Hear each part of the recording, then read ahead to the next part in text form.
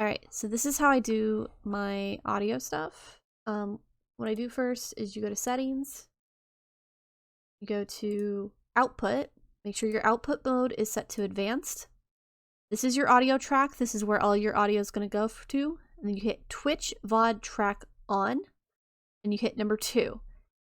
So anything that has your track number 2 will play on your VOD. You hit OK, then you go to your audio, right click, advanced audio properties, go into there, make this a little bit bigger so you can see.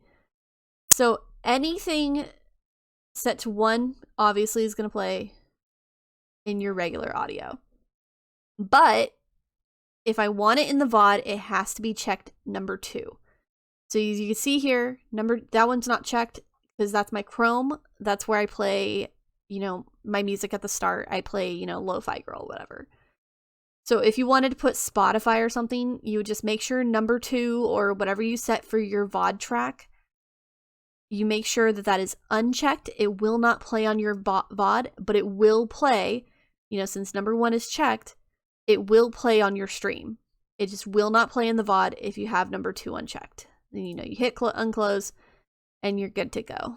And you don't have to download anything extra because, you know, it's all in OBS.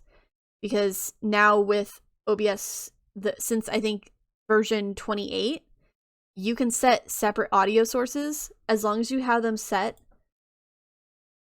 as what is it? It's application audio capture. So you can have, you know, all your different audios separated without needing voice meter, without any external apps. It's all in OBS now. But I hope that helps.